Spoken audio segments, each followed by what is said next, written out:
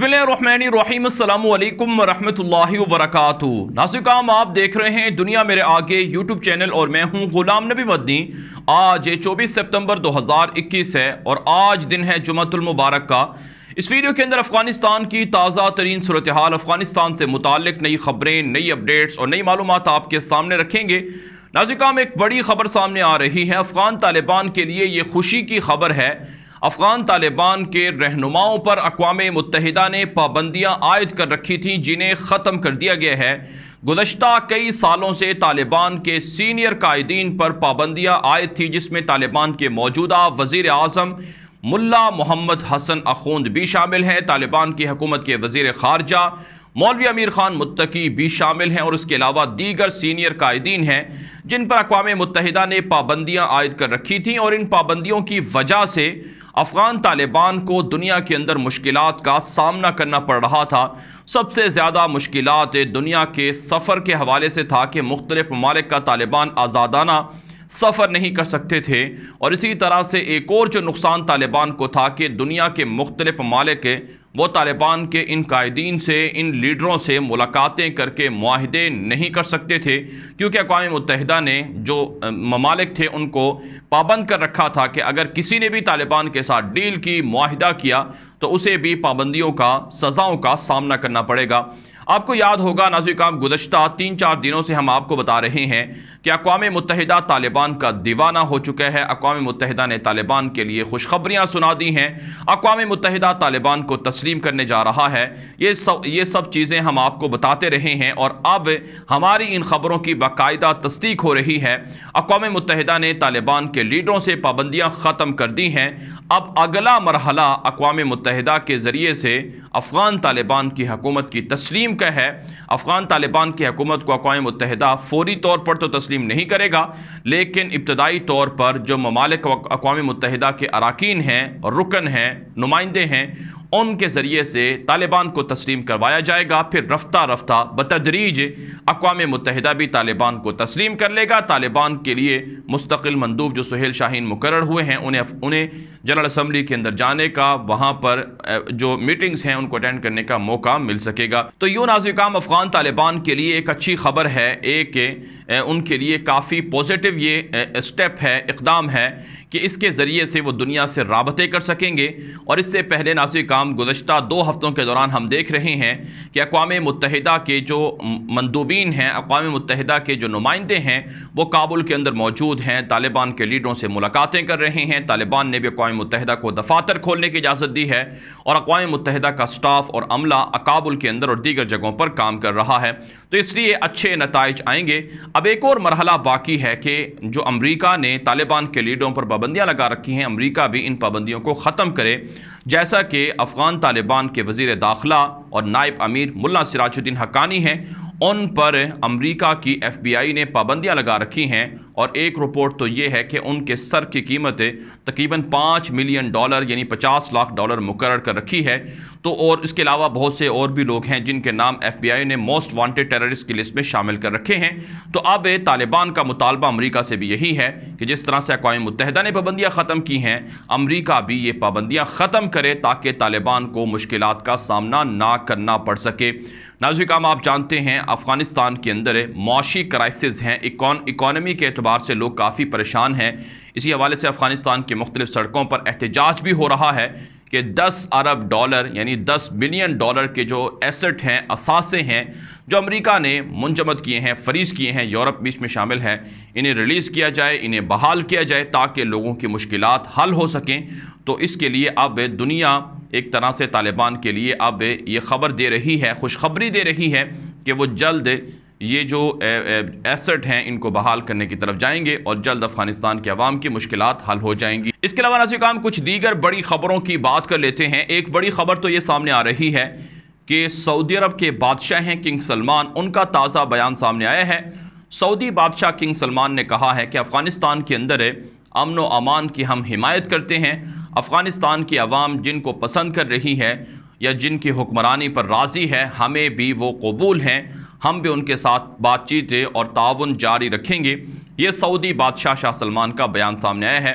Saudi अरब इस्लामी दुनिया का एक बड़ा मुल्क है, उनकी जानिब से तालिबान की गोया कि हिमायत कर दी गई है اور سعودی عرب بھی ان ممالک میں شامل ہے جو طالبان کو تسلیم کرنے کا اندیا دے چکے ہیں، اور طالبان اور سعودی عرب کے درمیان رابطے بھی بحال ہیں۔ پاکستان اس کے لیے بڑا پازیٹیو اور پل کا رول پلے کر رہا ہے۔ اس کے علاوہ ناظرین ایک اور بڑی خبر سامنے آ رہی ہے کہ امریکہ کے اندر نیو یارک میں جو غیر ملکی مندوبین ہیں، غیر ملکی وزرائے خارجہ ہیں اور آفیشل ہیں، ان سے ملاقاتیں پاکستان کے وزیر خارجہ اور دیگر جو طالبان کے حق میں ممالک ہیں وہ ملاقاتیں کر رہے ہیں، جیسے کہ قطر ہے اور ترکی ہے۔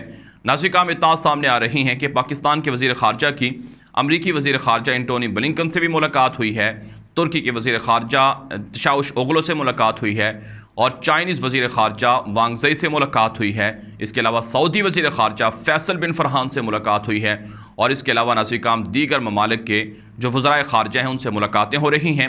پاکستان عالمی سطح پر افغان طالبان کے حق میں رائے عامہ ہموار کر رہا ہے، ممالک کو گارنٹی دے رہا ہے، ضمانت دے رہا ہے کہ اگر طالبان کی حکومت کو یہ لوگ تسلیم کریں گے تو انہیں مشکلات کا سامنا نہیں کرنا پڑے گا۔ پاکستان ضمانت دیتے ہیں کہ تجارتی مراسم بھی، سفارتی تعلقات بھی طالبان کے ساتھ رکھے جا سکتے ہیں۔ تو یہ طالبان کے لیے ایک اچھا اقدام ہے کہ پاکستان ان کے حق میں کھل کر سامنے آئے ہیں اور ان کی مدد کر رہا ہے۔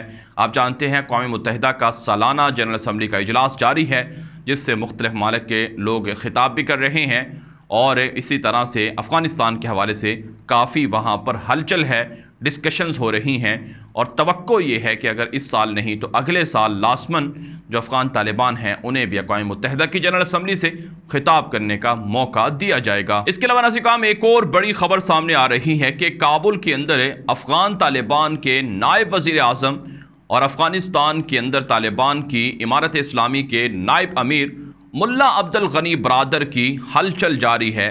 سیاسی ملاقاتیں ہو رہی ہیں، مختلف غیر ملکی نمائندوں سے ملاقاتوں کا سلسلہ جاری ہے۔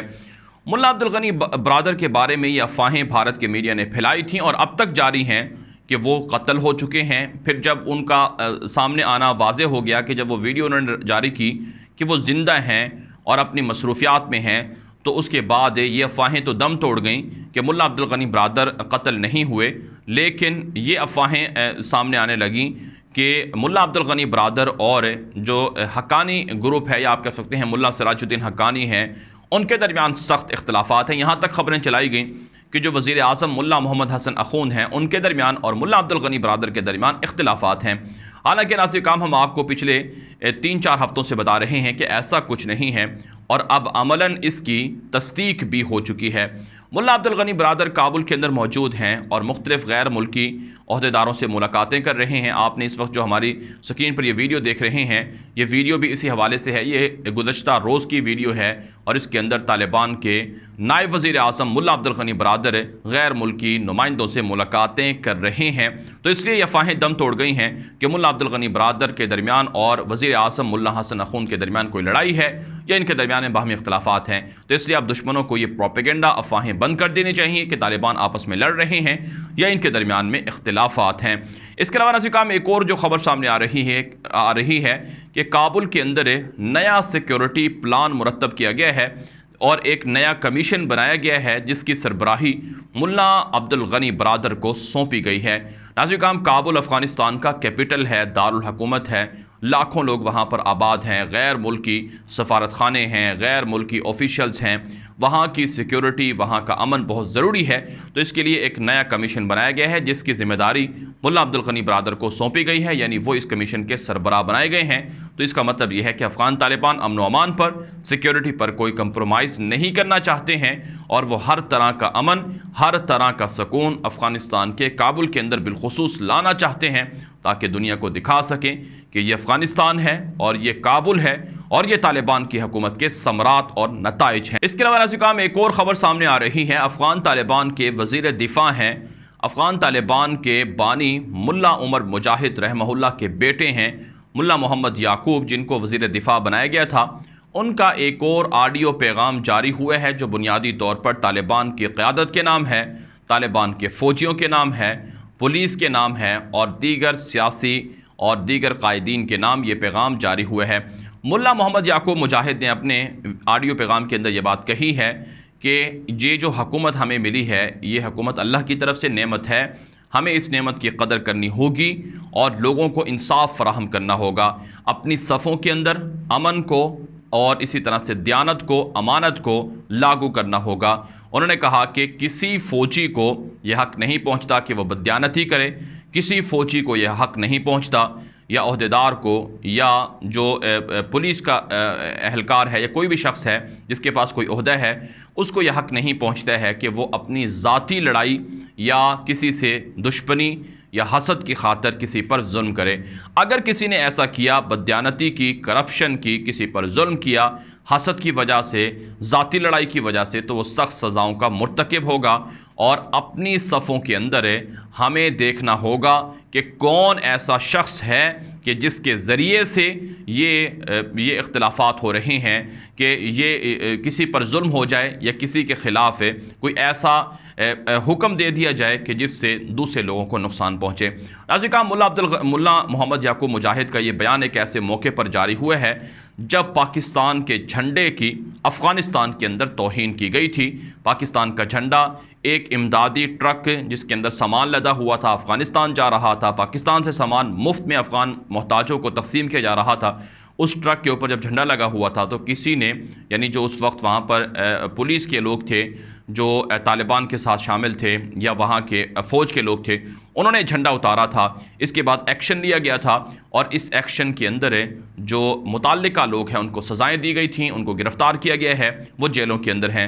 تو اس واقعے کے بعد ملا محمد یعقوب مجاہد کا یہ بیان سامنے آیا ہے کہ ذاتی اناد، ذاتی دشمنی اور حسد اور اپنی ذات کی وجہ سے کسی کے خلاف ایکشن لینا یہ امارت اسلامی کو بدنام کرنے کے مترادف ہے اور یہ ہمارے اندر جو اختلافات ہیں ان کو بڑھانے کے مترادف ہے اور اس کی اجازت نہیں دی جائے گی۔ اس کا مطلب یہ ہے کہ طالبان کے وزیر دفاع اور بانی اور نائب امیر، بانی ملا عمر مجاہد کے بیٹے اور نائب امیر ملا محمد یعقوب نے یہ بیان پاکستان کے جھنڈے کی توہین کے بعد دیا ہے اور یہ بالخصوص پاکستان کے لیے پیغام ہے کہ ہم آپ کی خاطر ہر طرح کا اچھا سلوک کرنا چاہتے ہیں۔ جو کچھ آپ نے ہمارے ساتھ کیا ہے ہم ان چیزوں کی قدردانی کرتے ہیں۔